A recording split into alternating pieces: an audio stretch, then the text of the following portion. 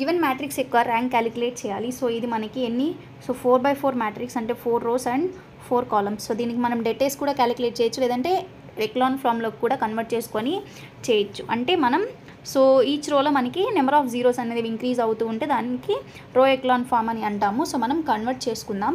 So ఇక్కడ 1 2 ఉంది, దీన్ని ఎలా కన్వర్ట్ చేసుకోవచ్చు రో 2ని. సో రో 2ని 2r2 ప్లస్ r1గా కన్వర్ట్ చేసుకుందాం. నెక్స్ట్ రో 3ని అంటే ఈ రోని ఎలా కన్వర్ట్ చేసుకోవచ్చు, 2r3 ప్లస్ r1. సో జీరోస్గా కన్వర్ట్ చేసుకోవాలన్నమాట. సో 2r2 ఎందుకు వేసానంటే 2 into 1 ఎంత 2 ప్లస్ r1 అంటే -2, సో 0 వస్తుంది. సో రో 1ని మనం ఏం చేంజ్ చేయట్లేదు కాబట్టి యాజ్ ఇట్ ఈజ్ రాసుకుందాం. సో ఈ ఆపరేషన్ అప్లై చేసి మనం ఈ రోని కన్వర్ట్ చేసుకోవాలి. సో ఇది 0 అవుతుంది. అండ్ ఇక్కడ వచ్చి 2 2s are 4, 4 minus 1 3 వస్తుంది. అండ్ 2 3s are 6, 6 minus 3 3 వస్తుంది. అండ్ ఇక్కడ వచ్చి 2 into -1 అంటే -2 -1 ఎంత వస్తుంది, -3. నెక్స్ట్ రో 3ని కన్వర్ట్ చేసుకుందాం.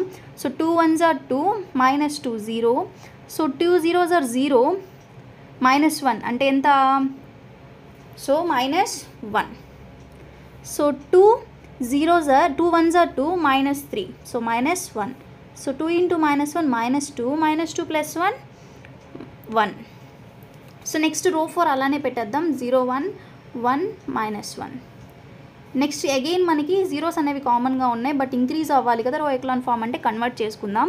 సో నెక్స్ట్ ఏం చేస్తే జీరోస్ వస్తాయి, సో ఎయిదర్ రో 3 రో 4నైనా 0 చేయొచ్చు, లేదా రో 2ని యూస్ చేసుకొని మనం రో 3నైనా జీరోస్ చేసుకోవచ్చు. సో నేను ఇక్కడ ఆపరేషన్ వచ్చి రో 3ని రో 4ని నేను జీరోస్ చేస్తున్నాను. అంటే రో 3 tends to రో 3r3 plus r2 and r4 tends to 3r4 minus r2.